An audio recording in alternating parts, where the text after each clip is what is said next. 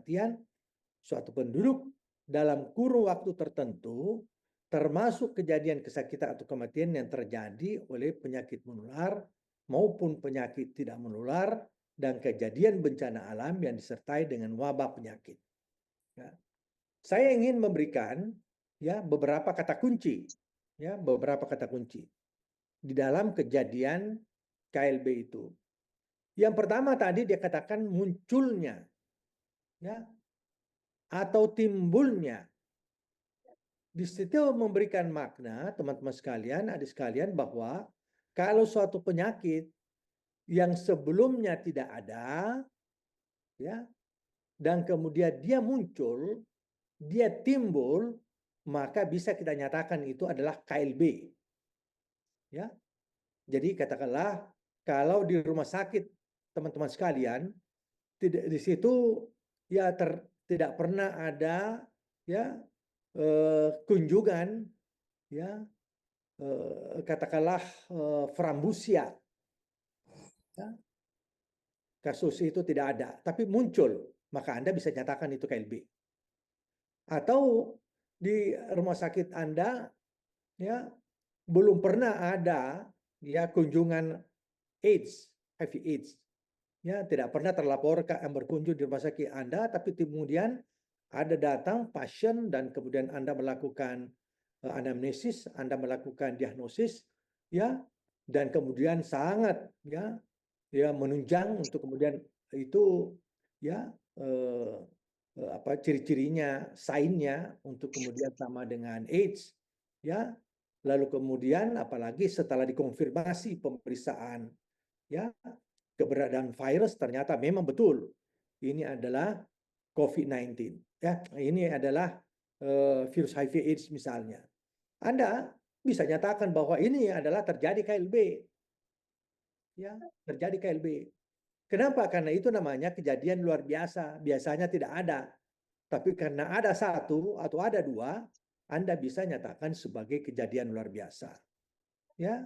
Sebagai suatu contoh, dulu ketika saya menjadi konsultan di Maluku, lalu kemudian saya datang ke Maluku Tenggara, tepatnya di Tual. Kenapa? Itu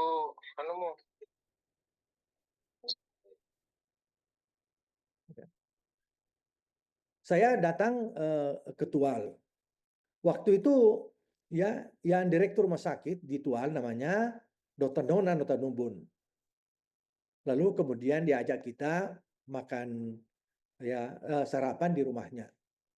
Lalu dia sampaikan, Dr. Nona menyampaikan, dia bilang dia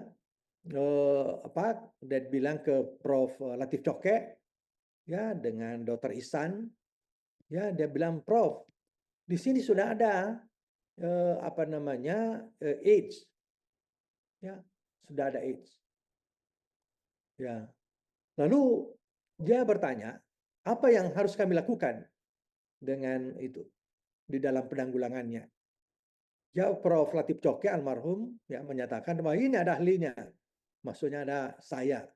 Waktu itu saya belum guru besar, tapi kemudian karena saya dianggap mempelajari itu, sayalah yang kemudian jawab.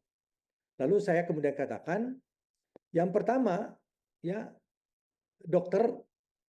Nona sebagai direktur rumah sakit, pastikan keberadaan kasus tersebut, untuk kemudian bisa melakukan yang namanya surveillance, lakukan surveillance, untuk kemudian selanjutnya Anda bisa melakukan observasi yang ketat, agar kemudian yang bersangkutan tidak menularkan ini. Kan akhirnya diketahui bahwa yang bersangkutan itu sebenarnya adalah memang PSK. Di sana kan banyak PSK yang biasanya tidak laris di tempat lain, dia menjadi sangat laris di sana oleh nelayan-nelayan Thailand. Jadi akhirnya dia berkoordinasi dengan kepolisian. Tapi ternyata lebih lincah. Mungkin bocor informasi itu lebih cepat dan kemudian hostesnya sudah berangkat yang diduga itu menderita suatu HIV/AIDS.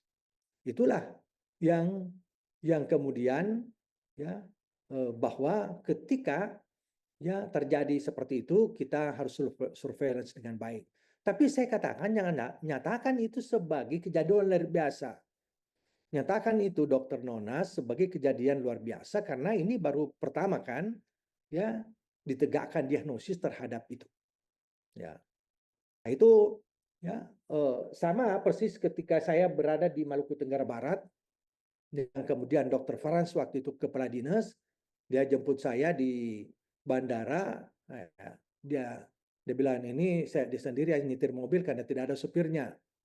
Ya, di atas mobil dia mengatakan, "Dokter Zul, di Maluku Tenggara itu ya belum ada DBD waktu itu."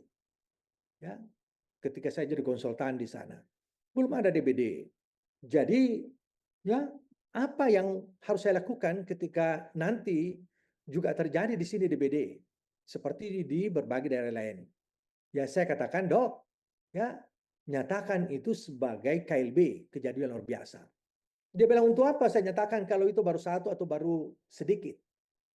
Lalu kemudian saya jelaskan bahwa itu agar kemudian ada tindakan. Jadi tidak hanya sekedar dengan menyatakan KLB, tapi itu harus ada tindakan lebih lanjut. Ya, termasuk dokter harus berkoordinasi dengan ya berbagai pihak ya agar kemudian ini bisa diproteksi, bisa diisolasi, tidak kemudian terjadi penularan yang lebih jauh. Mumpung masih sedikit saya bilang. Ya, identifikasi keberadaan vektornya. Ya, identifikasi keberadaan vektor. Betul di daerah itu, di daerah di Saumlaki itu ada ya dalam hal ini Nyamus Aedes aegypti atau Albopictus misalnya. Ya, lalu kemudian nanti ya yang bersangkutan dilakukan pemeriksaan secara cermat ya untuk memastikan ya bahwa memang ini adalah DBD karena boleh jadi ya keberadaan itu sebenarnya baru kasus impor, baru datang dari daerah lain.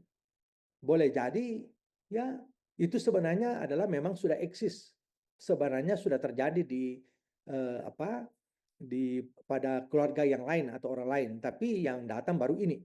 Ya, artinya sudah terjadi penularan. Ya, sehingga dengan cara seperti itu kita cepat bisa memproteksi penyebaran ya DBD. Ya, sekarang hampir di seluruh wilayah Indonesia kita tidak mampu lagi melakukan pengendalian dengan baik terhadap DBD sehingga kita pun boleh disebut sebagai wilayah endemis DBD. Ya, pada hal ini ya mestinya kita bisa banyak berhasil seperti negara-negara lain. Oke, itu sedikit sebagai prolog dalam menyatakan suatu KLB. Jadi sesungguhnya apapun penyakit boleh jadi sudah terjadi di daerah lain, tapi kemudian Anda belum terjadi, nyatakan saja KLB. Dan tidak perlu alergi, tidak perlu takut menyatakan KLB. Ya, ya. Karena dengan menyatakan KLB itu artinya mestinya ada suatu gerak cepat dari kita di dalam melakukan penanggulangan sebelum ya malah terjadi epidemi. Ya, jadi itu maksud tadi timbulnya atau munculnya ya dan atau meningkatnya ya. Jadi kalau sudah muncul suatu kasus ya lalu kemudian terjadi peningkatan ya dan peningkatan itu memenuhi syarat ya kaidah-kaidah sesuai dengan yang ditetapkan oleh WHO, maka kita bisa nyatakan sebagai wabah. Ya.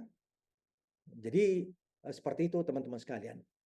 Jadi ya kalau hanya sekedar dia muncul, dia timbul tidak boleh kita nyatakan wabah. Kecuali kalau sudah terjadi peningkatan, itu pun jika sudah sesuai dengan syarat yang telah ditentukan untuk menyatakan wabah. Oleh karena itu teman-teman sekalian, ya pernyataan di definisi itu dengan menyatakan bahwa ya peningkatan yang bermakna secara epidemiologi. Peningkatan yang bermakna secara epidemiologi. Secara epidemiologi itu paling tidak ada 7 ya atau bahkan 8 yang bisa saya sampaikan kepada teman-teman sekalian untuk kemudian digunakan sebagai patokan di dalam menyatakan suatu KLB ataupun wabah nanti. Ah, lalu di akhir dari definisi itu dia menyatakan ya termasuk kejadian bencana yang disertai dengan wabah. Ya karena ada bencana tapi kemudian tidak terjadi wabah. Ya, tapi kalau terjadi bencana lalu kemudian muncul wabah, ya maka nyatakan itu juga sebagai ya KLB. Ya. Karena sesungguhnya bencana itu sendiri, ya bencana itu sendiri, baik itu adalah man-made, ya maupun natural disaster, itu adalah ya sebenarnya kejadian luar biasa. Tapi kan tidak bisa disebut sebagai kejadian luar biasa yang terkait dengan kesehatan. Nanti terjadi ya biasanya pada post disaster, ya di mana efek dari kejadian bencana itu lalu kemudian masyarakat mengungsi. Di pengungsian itu biasanya dengan keterbatasan sarana prasarana, keterbatasan tempat tinggal, keterbatasan resources, ya maksud saya keterbatasan air dan makanan, hygiene tidak tertunjang dengan baik, ya maka sangat mudah terjadi ya KLB dan wabah di daerah-daerah pengungsian itu. Ya. Ya, jadi seperti itu teman-teman sekalian, saudara sekalian. Ya, makanya kalau wabah pasti itu adalah KLB. Ya. Lalu apa itu wabah? Ya, wabah yang kemudian biasa disebut sebagai epidemi, ya. Saya biasanya suka ya meminta kepada teman-teman sekalian untuk membedakan secara konkret KLB, wabah atau epidemi, pandemi dan endemi. Ya kan? Ya. Ya, sebagai ini ya barangkali pernah ini. Tapi ada enggak di antara teman-teman sekalian yang ya bisa kembali mengulangi ya masing-masing itu ya. Barangkali ya Dokter Arif barangkali bisa mengulangi atau bisa ini agar kemudian kita bisa mendengarkan secara bersama-sama atau siapapun yang bisa ini eh, ya menyebutkan apa itu epidemi, pandemi, ya endemi, ya dan outbreak. Ada di antara teman-teman sekalian, adik sekalian yang bisa langsung respon, ya, tapi tidak usah buka chat Google, ya, chat GPT maksud saya atau ya, AI. Google. Prof. Zul Valencia Gina. Ya, silakan, silakan dok. Saya bukan dokter. Ya, Jadi kalau seingat saya itu berdasarkan ukurannya. Jadi kalau endemi itu lebih kecil daripada pandemi. Kalau pandemi itu dia lebih kayak semua negara gitu misalnya kena gitu. Seperti pandemi COVID-19. Cuman kalau endemi itu misalnya kayak cuma Indonesia aja gitu. Terus kalau outbreak itu ketika sesuatu terjadi meledak dalam skala besar begitu ya, kalau tidak salah. ada yang ingin meluruskan atau ingin Iya, mengkoreksi? Prof. Ya, Saya silakan. sedikit. Kalau Silakan. epidemi itu kejadian peningkatan penyakit dalam suatu populasi, tapi skalanya mungkin masih skala lokal atau regional, Prof. Mungkin dalam suatu kota, kabupaten, atau provinsi. Tapi kalau pandemi sudah skalanya lebih global, lebih luas, mungkin dalam wilayah suatu kumpulan negara seperti ASEAN, Eropa, dan sebagainya. Tapi kalau dari sisi definisi untuk wabah sendiri adalah peningkatan kasus penyakit yang menular yang biasanya masih bisa ditoleransi, ini meluas secara cepat dan dalam waktu yang singkat, Prof. Terima kasih. Kalau endemi? Endemi. Izin Prof. Ya, silakan, silakan. Ya, Prof, kalau untuk endemi sendiri merupakan suatu penyakit yang muncul dan menjadi karakteristik di wilayah tertentu, Prof. Iya. Ya. Oke. Jadi terima kasih atas respon teman sekalian, adik sekalian. Ya, saya ingin mempertegas agar kemudian ya paling tidak kita frame pemahaman kita lebih tepat. Ya, jadi ya kalau KLB tadi kan saya sudah sebutkan ya, dan kemudian ya KLB tadi saya sebutkan sebagai outbreak atau letusan atau ledakan. Kalau epidemi ya, epidemi atau wabah ya biasanya tidak dimulai seperti ini timbulnya ya, tapi langsung meningkatnya suatu kasus. Jadi terjadi peningkatan, nanti terjadi peningkatan atau penyebaran, lalu kemudian disebut dengan epidemi. Ya, kan memang mewabah ya, itu artinya action, melebar kemana-mana, meningkat, melebar. Jadi ya makanya disebut wabah itu adalah peningkatan suatu kasus, baik tentu kasus kejadian kesakitan maupun kematian, juga melebihi dari biasanya, ya atau melebihi yang lazim, dan juga bermakna secara epidemiologi, ya. Lalu kemudian dilanjutkan dengan sebutan bahwa ya biasanya menimbulkan kepanikan dan malapetaka pada masyarakat atau pada population. Nah, itu definisi yang melekat pada wabah atau epidemi. Sehingga ketika kita memahami epidemi, bahwa suatu epidemi yang meluas menembus batas antar negara, ya, atau sudah terjadi penularan antar negara, maka disebutlah dia pandemi. Dan biasanya itu adalah ya ketetapannya oleh Badan Kesehatan Dunia atau WHO. Ya, sedangkan kalau hanya epidemi ya cukup di negara-negara tertentu, bahkan di suatu wilayah bisa menyatakan di sini terjadi ya epidemi, ya epidemi. Yang penting adalah sesuai dengan standar yang sebentar saya akan jelaskan. Sedangkan endemi itu adalah suatu penyakit ya yang cenderung tinggal menetap di suatu wilayah atau suatu daerah, bahkan suatu negara. Jadi kalau di suatu kabupaten misalnya, nah, katakanlah di Balikpapan atau mungkin di Samarinda atau mungkin di Bontang, lantas kemudian di situ ada penyakit yang terus ada, ya tahunan, ya maka Anda tidak usah ragu untuk menyatakan itu sebagai endemi. Misalnya kalau di sini ada daerah Endrekang yang terus ada ya di sana gondok, ya maka ya tentu dengan mudah dikatakan ya atau disebutkan bahwa Endrekang itu adalah endemis untuk gondok, ya gondok. Ya kalau di Papua dari dulu ya terus ada malaria, maka tidak ada lagi keraguan ya bahwa ya Papua itu adalah daerah endemis malaria. Ya, bahkan ada beberapa daerah yang bisa disebut sebagai hiperendemik dan bahkan holoendemik. Ya, seperti itu. Ya, jadi teman-teman sekalian, statement kita, pernyataan kita sebagai orang kesehatan untuk menyatakan daerah itu endemis menjadi penting. Karena itu nanti juga bisa kita giring untuk menyatakan suatu KLB berdasarkan endemisitas suatu penyakit di suatu wilayah. Ya, nanti sebentar ketika saya sebut masing-masing itu apa namanya kriterianya.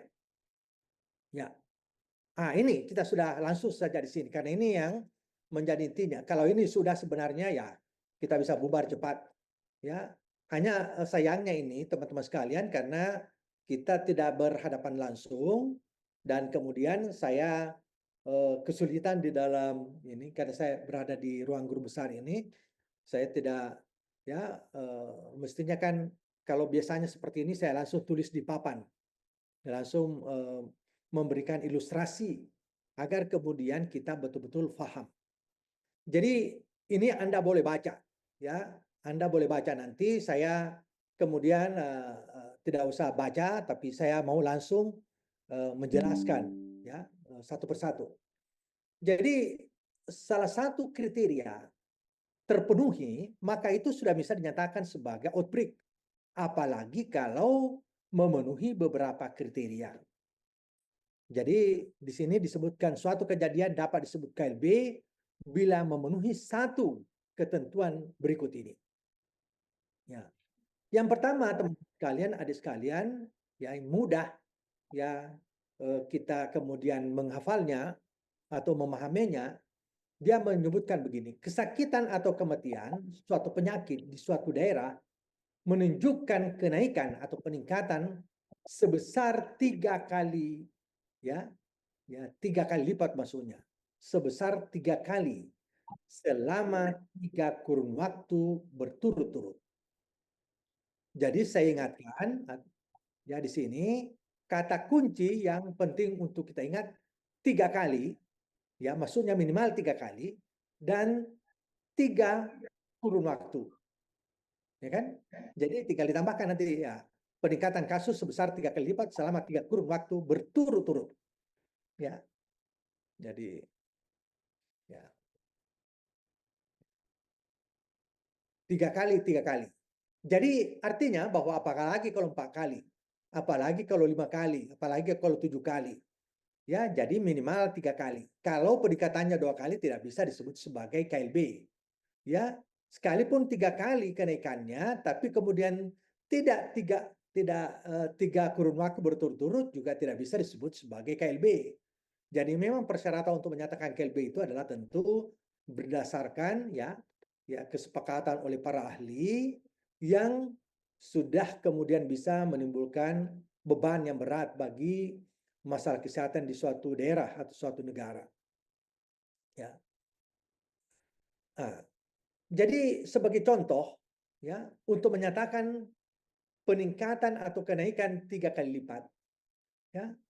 Kalau misalnya di suatu puskesmas ya atau di rumah sakit ya, teman-teman yang sebagai seorang manajer rumah sakit mungkin saja Anda mendapatkan pelaporan ya bahwa ya ada yang melaporkan Bu Direktur, Pak Direktur ya ini hari ini banyak sekali penderita diare atau hari ini banyak sekali penderita campak ya atau hari ini banyak sekali penderita DBD misalnya ya lalu kemudian Anda menyatakan berapa ya berapa ya ya dia bilang ya hari ini ada 60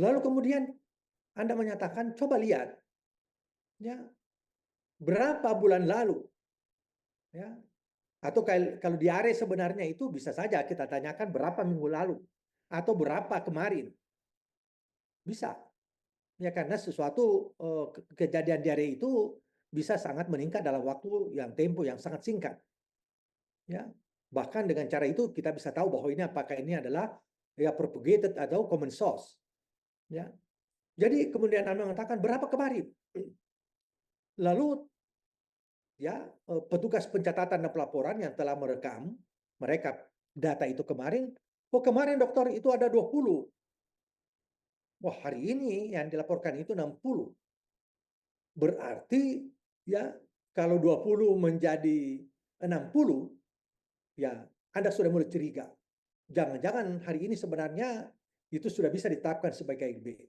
Anda tanya lagi 2 hari lalu berapa ya dia bilang hanya 5 misalnya ya 5 menjadi 20 itu 4 kali lipat ya jadi ya dengan mudah Anda menyatakan oh ya ini terjadi KLB Anda bisa koordinasi dengan dinas kesehatan bahwa di rumah sakit Anda itu terjadi peningkatan kasus sebesar ya 3 kali lipat malah lebih tadi ada 4 kali lipat di awal ya dan kemudian ini sudah 3 hari berturut-turut lantas kemudian pihak dinas ya dan Anda bisa menyatakan KLB karena dengan Anda menyatakan KLB harus ada kerja ekstra ya boleh jadi kalau itu di puskesmas ya langsung kemudian memperkuat yang disebut dengan ya TGC tinggi gerak cepat boleh jadi dengan situasi seperti itu memperkuat pojok oralit ya boleh jadi dengan cara seperti itu cepat melakukan investigasi ya menelusuri terhadap sumber kejadian itu ya Anda menelusuri pasien demi pasien dari mana ini ya akhirnya diarahkan ini dari satu kecamatan dari satu kecamatan ini ternyata hanya dari 2 desa ya pengunjung yang datang ke rumah sakit itu di 2 desa itu ada apa yang terjadi? Oh, ternyata ya ada masalah, ya, ya ada pencemaran pada airnya, ya, pada air bersih mereka. Oh, ini ada ternyata kontaminasi pada makanan misalnya. Ya, kita tidak tahu. Ya, sama persis ketika di Rungkut itu terjadi KLB diare, peningkatan terus-menerus di situ. Ya, lalu kemudian Prof. Edi Pranowo, kami punya dosen mengatakan, ya Anda sebagai seorang yang berkecimpung di epidemiologi, coba lakukan penelusuran, ya pemeriksaan. Kenapa terus terjadi di situ diare? Ya, akhirnya kami melakukan ya pemeriksaan yang tadinya hanya pemeriksaan fisik, lalu kemudian dikembangkan pada pemeriksaan biologis, tapi semua negatif. Lalu kami melakukan inisiatif, ya kami berempat melakukan inisiatif untuk melakukan pemeriksaan biokimia, ya pemeriksaan kimia maksud saya. Akhirnya terbukti bahwa ada pencemaran dari limbah industri yang ada di situ terhadap sumber-sumber air masyarakat yang menyebabkan selalu terjadi peningkatan ya KLB, selalu terjadi peningkatan kasus maksud saya yang kemudian akhirnya bisa dinyatakan sebagai KLB. Jadi seperti itu adik sekalian. Jadi 3 menjadi 9, 9 menjadi 27, ya itu berarti terjadi peningkatan 3 kali lipat. Apalagi kalau ya 3 menjadi ya 12 atau 3 menjadi 15, 15 menjadi 75. Ya tentu tidak ada keraguan lagi untuk menyatakan itu ini. Tapi lihat 3 kurun waktu berturut-turut. Kalau untuk seperti misalnya ya kasus-kasus campak ya atau itu DBD, biasanya pernyataan itu adalah dilakukan 3 kurun waktu itu dimasukkan 3 bulan berturut-turut. Ya, 3 kurun waktu berturut-turut. Kalau itu terjadi peningkatan. Tapi kalau seandainya itu adalah di rumah sakit dan kemudian memang ekstrim, ya dilihat dalam waktu jangka yang pendek, itu bisa saja disepakati sebagai suatu KLB. Ya karena waktu di sini dia hanya menunjukkan kurun waktu. Dan kemudian disebutkan oleh para ahli termasuk yang mengajarkan kepada saya ya bahwa itu bisa harian, bisa mingguan, bisa kemudian bulanan. Ya, bulanan. Seperti itu teman-teman sekalian, adik sekalian untuk menyatakan suatu KLB. Ya, bahkan yang satu ini sampai 3 ini bisa juga menjadi kriteria untuk menyatakan wabah. 1, 2, 3 ini ya. Ya, jadi seperti itu. Kemudian yang kedua, kalau kemudian kasus ya, jadi dan kemudian kita nyatakan itu sebagai kasus baru atau penderita baru yang sepertinya saya sudah pernah tempat singgung-singgung kapan dikatakan sebagai suatu kasus baru ya. Ya tentu dalam hal ini adalah yang baru teridentifikasi atau baru terlaporkan. Kalau itu kemudian kasus baru, tidak usah 3 kali lipat, 2 kali lipat saja. Makanya dikatakan di sini jumlah penderita baru dalam suatu bulan dari suatu penyakit menunjukkan kenaikan sebesar 2 kali. Ya, minimal. Makanya lebih besar atau sama dengan 2 kali lipat. Ya. Ya, bila dibandingkan, jadi perbandingannya itu dibandingkan dengan rata-rata per bulan pada tahun sebelumnya. Jadi katakanlah misalnya, kalau kemudian kita melihat di rumah sakit kita banyak sekali ini kasus baru, campak. Ya, kasus baru. Atau banyak sekali kasus baru diare. Ya. Ya. Lalu teman-teman ya mencoba melihat ya sekarang ini ada ya kasus 20 di bulan ini. Di bulan ini. Maka coba lihat datanya ya kan ini sekarang tahun 2025. Lalu kemudian Anda buka data di tahun 2024. Mulai Januari sampai Desember Lalu kemudian Anda rata-ratakan Januari sampai Desember itu berapa sih? Ya, jadi katakanlah Januari pernah ternyata 4, pernah 5, pernah 7, pernah 9, pernah 16. Dan kemudian Anda rata-ratakan ternyata hanya 9. Ya, karena jumlahnya keseluruhan tadi selama setahun bagi 12. 12 bulan masuknya. Maka kita sudah tahu rata-rata per bulan. Ternyata itu 9 saja yang ada di rumah sakit Anda selama tahun 2004. Sekarang 9 menjadi 20, ya, di bulan ini sekarang ini ada 20, di tahun 2025, 9 menjadi 20 itu kan peningkatannya sudah lebih dari 2 kali lipat. Ya kan? Ya. 9 menjadi 18 saja sudah 2 kali lipat, apalagi 9 menjadi 20. Maka Anda tidak usah ragu untuk menyatakan bahwa ini terjadi KLB. Terjadi kejadian luar biasa. Ya. Ini seperti itu teman-teman sekalian, ya. Ya, cara untuk menentukan kejadian luar biasa atau cara di dalam menentukan epidemi. Ya. Nah, tapi diingat itu adalah kasus baru. Ya. Kemudian yang ketiga, kalau sudah terjadi kematian, biasanya ini lebih mudah digunakan. Ya, Anda curiga ya bahwa kenapa kematian suatu penyakit ya bulan ini sepertinya tinggi sekali. Ya, Anda menghitung case fatality rate-nya. Ya, case fatality rate itu teman-teman sekalian, saya ulangi, jumlah yang meninggal per jumlah penderita penyakit tersebut. Ya. Jadi jumlah yang meninggal dari penderita penyakit yang sama. Ya. Kalau kemudian ya case fatality rate itu meningkat sebesar 50% bila dibandingkan dengan waktu sebelumnya atau bulan sebelumnya, maka nyatakan saja itu sebagai KLB.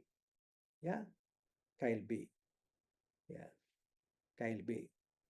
Jadi ya bisa juga dihitung misalnya kalau 20 menjadi 30 yang tadinya kematian pada bulan lalu 20, hari ini 30, 20 menjadi 30 itu kan selisihnya 10. 10 per jumlah awal atau 10 per 20 kali 100, maka itu artinya terjadi peningkatan 50%. Itu kan ya cara mudahnya. Ya, tapi tentu tidak pas-pas seperti itu kan. Ya, apalagi kalau 20 menjadi 40 berarti terjadi peningkatan 100%. Ya, peningkatan tersebut.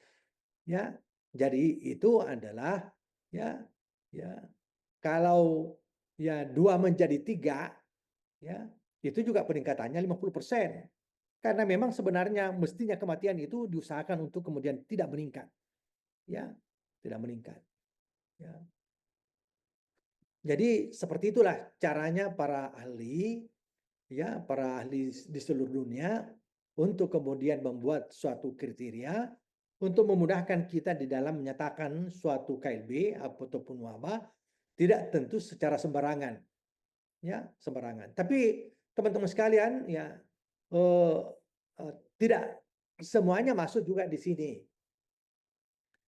dalam menyatakan suatu KLB. Sekarang kalau di suatu puskesmas atau suatu wilayah, ya, atau bahkan di rumah sakit Anda saja ada penderita 1 gizi buruk, itu sudah bisa dinyatakan KLB. Kan begitu sekarang ya.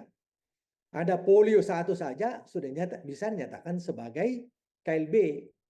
Karena sebenarnya suatu penyakit yang kemudian sudah dinyatakan tereradikasi, mestinya tereliminasi seperti polio itu, lantas kemudian dia muncul, ya, maka harus dinyatakan sebagai kejadian luar biasa. Karena biasanya sudah tidak ada, tapi kemudian dia muncul lagi, dinyatakan kejadian luar biasa. Agar kemudian cepat diisolasi, cepat ditanggulangi, agar kemudian jangan lagi itu menjadi resources penularan. Kan begitu prinsipnya sebenarnya. Sehingga sekali lagi pernyataan atau menyatakan suatu KLB itu menguntungkan bagi kesehatan masyarakat. Ya, seperti itu. Ya. Oke, itu yang ketiga. Ya, saya percepat saja ya. Karena di jam 4 ini saya harus lagi ada bimbingan saya di Field Economic Training Program yang akan ujian. Yang keempat, ini yang keempat. Jadi kalau suatu daerah yang seperti yang saya sebutkan tadi, kita sudah nyatakan endemis. Tapi kasus itu meningkat di daerah endemis. Maka Anda ya atau teman-teman sekalian tidak perlu ragu untuk menyatakan itu sebagai KLB. Tapi bukan wabah ya, bukan wabah. Ya. Jadi ya suatu daerah yang sudah nyatakan endemis terhadap penyakit tersebut, misalnya Anda sudah nyatakan bahwa daerah itu endemis terhadap sistosomiasis, lantas meningkat lagi, atau daerah itu sudah endemis filariasis dan meningkat lagi kasusnya, Anda harus menyatakan itu KLB. Karena esensinya sebenarnya endemis saja itu sudah menjadi masalah. Karena sesuatu penyakit yang tinggal di daerah tersebut meningkat lagi. Yang menunjukkan bahwa kita gagal ya di dalam melakukan pengendalian ya atau mereduksi penyakit tersebut. Ya, atau tenaga kesehatan yang ada di wilayah itu gagal di dalam melakukan ya penanggulangan. Makanya atas kegagalan itu ya mestinya dinyatakan ya berkonsekuensi untuk dinyatakan sebagai KLB agar kemudian ada perhatian khusus. Persoalannya ya teman-teman biasanya semua seperti itu dianggap biasa, bukan luar biasa. Maka itulah kenapa kemudian di negara kita ya karena pertama memang tidak kemampuannya dalam menyatakan KLB adalah tidak tahu. Yang kedua, di dalam melakukan perencanaan penanggulangan dan seterusnya, mereka juga tidak paham dengan baik. Maka itulah ya kita sebenarnya sangat berharap bahwa mudah-mudahan semakin banyak nanti orang yang memiliki kemampuan, kapasitas untuk itu mestinya bisa melakukan penanggulangan dengan baik. Ya, itu. Tapi ya tentu harus mengerti dulu esensinya di dalam pengenalan terhadap KLB ataupun wabah. Apalagi ketika mereka mampu melakukan apa yang disebut dengan outbreak investigation. Mereka bisa melakukan pelacakan KLB dengan baik, menentukan sumber penularannya. Ya, nah itu teman-teman sekalian. Jadi yang keempat ini ingat saja, kalau daerah itu endemis misalnya DBD meningkat, jangan ragu untuk menyatakan ini KLB. Kalau Anda ditanya, kenapa Anda nyatakan KLB? Jelaskan bahwa ini daerah ini endemis, meningkat lagi. Ya. Makanya itu ya daerah-daerah katakanlah seperti Endrekang yang endemis terhadap gondok, ya dulu ketika kita melakukan training untuk kemudian melakukan palpasi gondok, itu salah satu tujuannya bahwa Anda bisa lihat bagaimana peningkatan kasus itu dari waktu ke waktu, ya sehingga Anda bisa ini atas dasar itu bisa terus membuat program ya penanggulangan dengan baik, intervensi dengan baik, ya sehingga kita bisa mereduksi kejadian gondok dari waktu ke waktu, sehingga kita bisa memperbaiki IQ point manusia tersebut. Sehingga dengan sendirinya kita bisa memperbaiki sumber daya manusia tersebut menjadi cerdas. Ya, kan begitu. Ya, seperti itulah yang dilakukan di berbagai negara, khususnya negara-negara maju. Nah, itu yang keempat. Yang kelima, kalau kemudian terdapat satu saja penderita atau kematian karena penyakit di suatu daerah yang telah bebas dari penyakit tersebut, paling sedikit bebas selama 4 minggu berturut-turut. Maksudnya di sini, kalau misalnya ada suatu wilayah atau di daerah, di kabupaten di mana teman-teman sekalian bekerja, ya, di di kabupaten Anda bekerja itu, ya, sudah nyatakan bebas terhadap rabies. 4 tahun berturut-turut tidak pernah lagi ada kasus rabies. Dan Anda coba melakukan penelusuran memang di berbagai puskesmas, di mana-mana tidak pernah lagi terlaporkan. Sehingga Anda bisa menyatakan Anda bebas rabies. Ya, tapi tentu bebas itu karena memang Anda berusaha melakukan program penanggulangan. Tapi kemudian setelah Anda nyatakan bebas, ternyata muncul lagi. Ya, padahal 4 tahun, lalu kemudian muncul, apalagi ya, atau 5 tahun atau ini, muncul lagi. Maka kemunculan satu saja kasus itu Anda nyatakan sebagai KLB. Ya, kenapa? Karena sudah pernah dinyatakan bebas. Itulah yang menjadi dasar kenapa polio itu dengan muncul satu saja itu sudah bisa dinyatakan KLB. Karena kita sudah masuk pada negara ERAPO, eradikasi polio. Sudah pernah dinyatakan kita sudah tereliminasi atau sudah menyatakan eliminasi terhadap polio. Sudah lakukan PIN. Ya. Jadi seperti itu teman-teman sekalian. Ya. Jadi apa saja ya kalau Anda nyatakan bebas ya dan itu ya selama 4 kurun waktu ya dan ternyata muncul lagi nyatakan itu saja sebagai suatu KLB. Tapi bukan ya sekali lagi bukan wabah. Jadi ingat 45 itu 4 dan seterusnya maksud saya ini hanya dinyatakan sebagai kejadian luar biasa, bukan wabah. Ya, karena belum wabah. Kecuali memenuhi syarat yang di atas. Baru kemudian dinyatakan lagi sebagai wabah.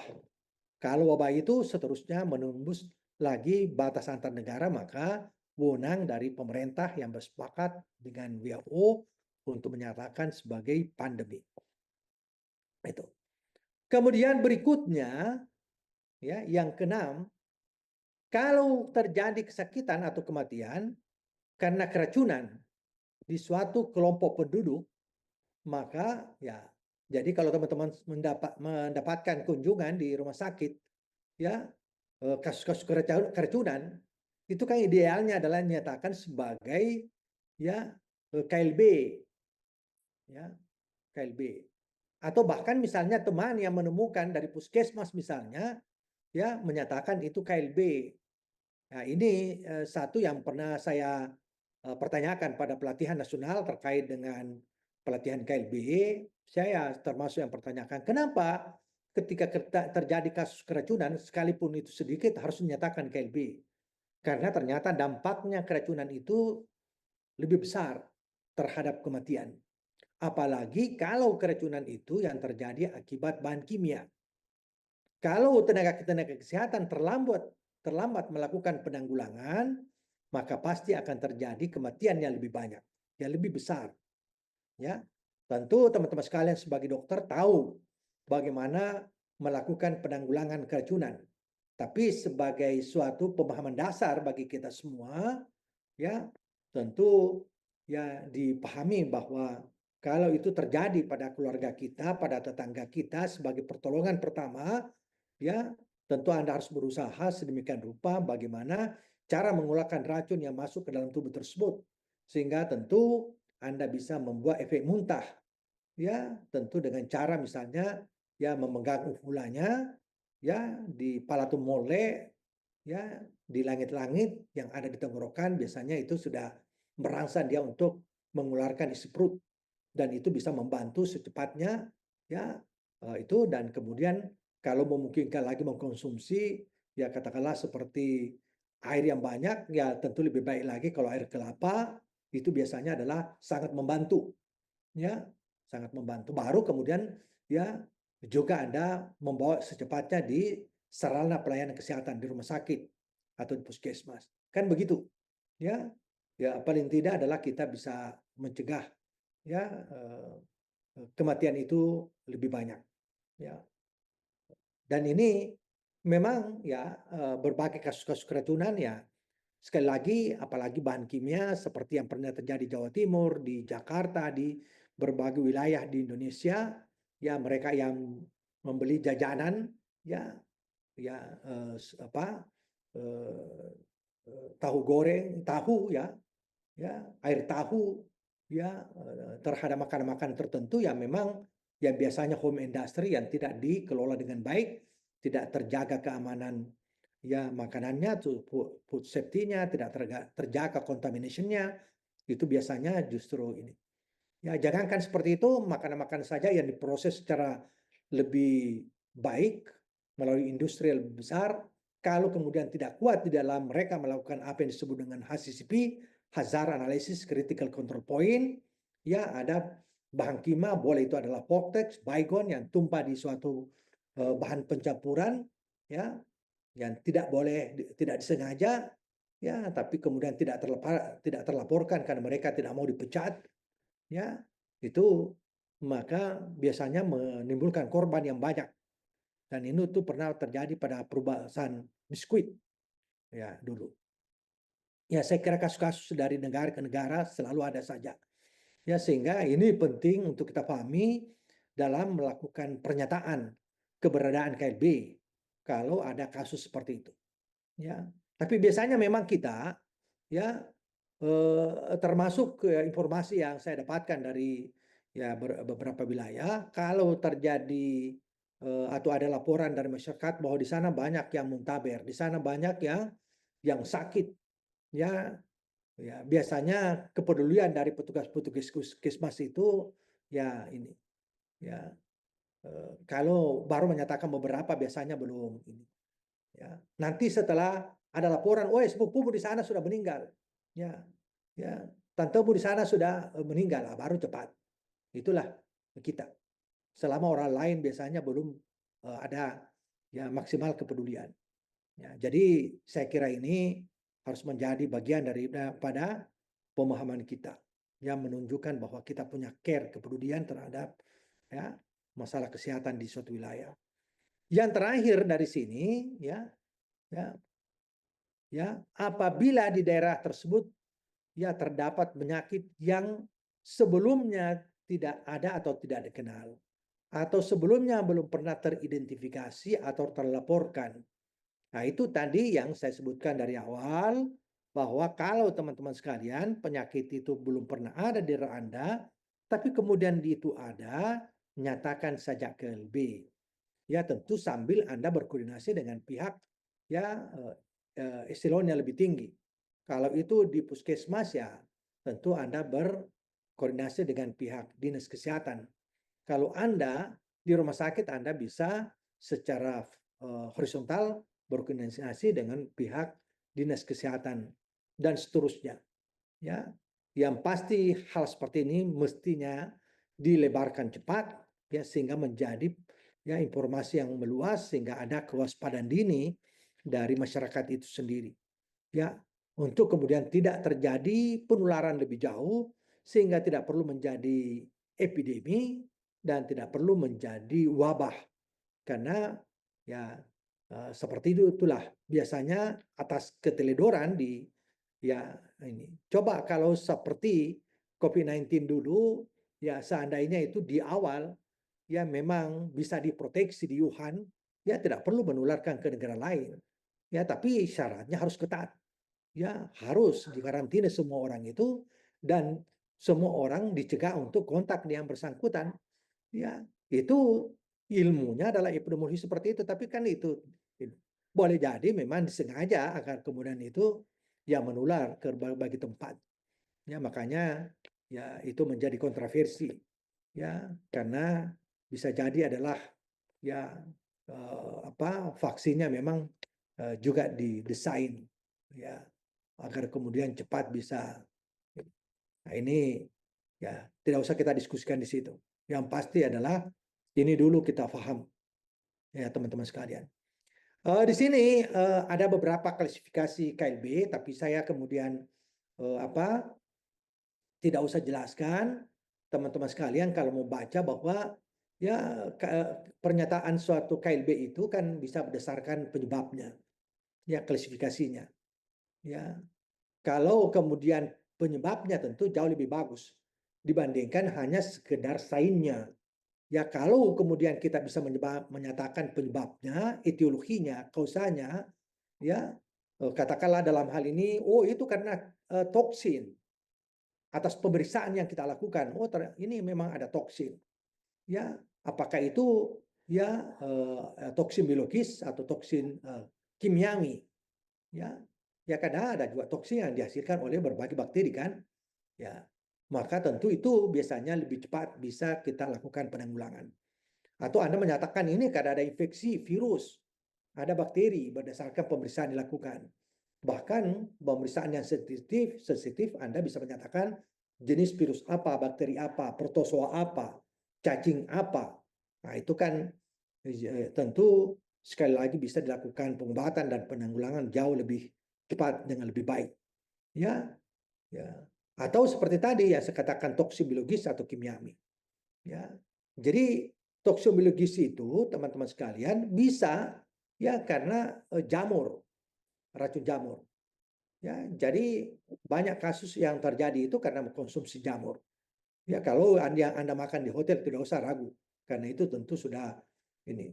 Tapi yang biasanya masyarakat itu mengambil dari dekat rumahnya atau mengambil dari hutan, kalau dulu sering kan terjadi jamur yang dia tidak kenali.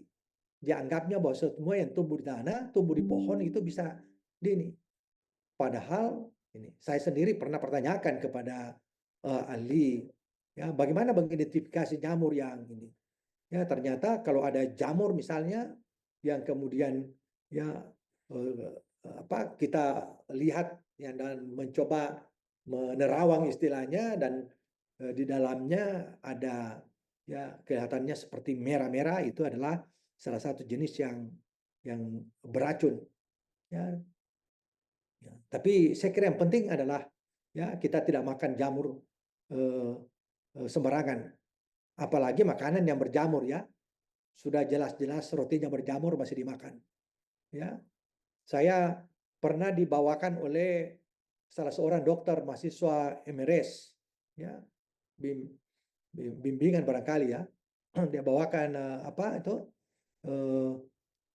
roti, ya, roti. Tapi kan saya paham betul, roti itu kalau sudah mulai keras, ya, apalagi ada bintik-bintik putih, itu artinya bakal menjadi jamur. Ya, dan sengaja saya tidak makan. Besoknya saya tunggu, itu sudah menjadi muncul hijau-hijau. Dan kemudian saya katakan bahwa tidak usah bawakan saya kalau ya ini. Itu artinya bisa kau membunuh saya satu keluarga. Ya, itu penting untuk kita paham. Ya, coba bayangkan kalau itu dikonsumsi oleh anak-anak saya yang tidak ngerti, bisa keracunan kan? Ya, tapi karena kita mengerti, paling tidak kita bisa mencegah untuk kejadian itu pada keluarga kita. Ya, jadi hati-hati dengan jamur. Ya, jangankan seperti itu, tumbuhan saja, ya kan banyak ya tumbuhan yang ini. Ya, makanya orang-orang tua kita dulu, nenek moyang kita itu makan sayur-sayuran bukan langsung dia makan itu. Dia belajar dulu dari sapi, dari kambing. Kalau dimakan kambing itu aman, dimakan itu sapi aman, ya karena mereka diberikan naluri untuk tidak memakan ya tumbuhan yang beracun. Kita tidak ada naluri untuk itu. Ya, tapi atas pembelajaran itulah yang kemudian manusia memahami, oh tumbuhan ini jangan makan. Ya, seperti sebagai contoh, itu mestinya jangan makan ya, umbi beracun atau yang dikenal di Ambon adalah suami. Ya, jangan makan suami Anda kecuali suami Anda. Ya, karena itu beracun. Ya, ya. Yang dipakai di Papua di dalam menangkap ikan itu adalah akar beracun. Jadi seperti itu teman-teman sekalian. Tentu dengan seperti ini semakin luas pemahaman kita atas berbagai jenis racun tersebut. Apalagi kalau toksin kimia. Saya kira ya ini ya hati-hati dengan ini ya toksin kimia. Makanya untuk membunuh sekarang ini juga digunakan sebagai metode untuk membunuh cara yang paling cepat dan tepat itu dengan menggunakan bahan kimia. Ya, jadi kalau ada lawan politik atau ada ini seperti cyanida yang mau membunuh si apa kopi cyanida ya, itu ya tinggal menyuntikkan sedikit pada minumannya, ya masukkan jarum yang ini dan menyuntikkan ke ini sudah bisa, ya. Dan itu kasus-kasus seperti itu ya terjadi. Ya, saya kira perlu saya ceritakan satu persatu, ya. Tapi yang pasti adalah terjadi, ya.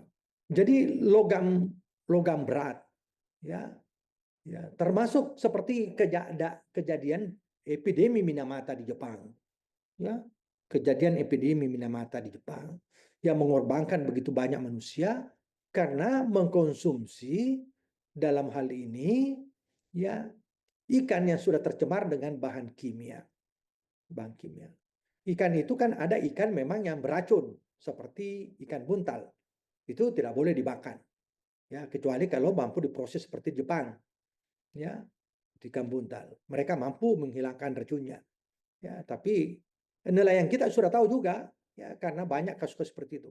Kalau dulu di kejadian di Bulukumba ya itu konsumsi ikan teri, ikan yang kukus ya, bukan ikan ini ya, ikan apa namanya? Yang bercampur dengan ikan itu. Ya, ikan buntal. Dan ada juga karena ikan sebenarnya sudah tidak layak. Ya, jadi banyak ya. Ya, ini. Kemudian ini menurut sumbernya. Nah, ini tentu tinggal tahu. Karena biasanya kan kalau tingkat puskesmas, yang dia bisa laporkan dulu kepada dinas atau bahkan ketika dia merujuk rumah sakit bahwa ini ya sumber penularannya melalui apa. Ya, maka itu saja sudah cukup kalau tidak punya pemeriksaan. Ya, nanti pada tingkat lebih lanjut yang menyatakan keberadaan KLB nanti. Ya biasanya seperti itu. Memang ya dinas. Kalau ini sumbernya dan seterusnya silakan saja dibaca adik sekalian, teman-teman sekalian. Yang terpenting tadi menurut saya adalah bagaimana kita bisa menyatakan KLB ini. Ini juga ada maksimal minimal, tapi ini harus saya contohkan bagaimana kemudian kita bisa melakukan perbandingan ya ini. Kalau mahasiswa S2 epidemiologi ini memang saya ajarkan secara khusus.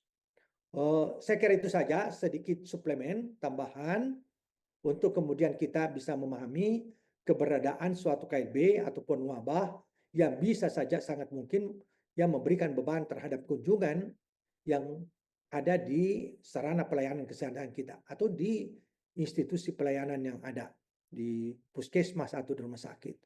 Saya akhiri demikian teman-teman sekalian. Ya, saya tidak membuka babakan diskusi, tapi boleh saja Anda chat saya kalau ada hal yang Anda tidak tahu. Saya tutup dengan ucapan Assalamualaikum warahmatullahi wabarakatuh. Waalaikumsalam. Waalaikumsalam Terima kasih, Prof. warahmatullahi wabarakatuh. Terima Terima kasih, kasih. Prof. Selamat istirahat dan khususnya yang muslim selamat berbuka puasa. Terima kasih, Prof. Ya, Terima kasih, sama-sama, Prof. Prof. Selamat berpuasa, Prof. Berbuka, Prof.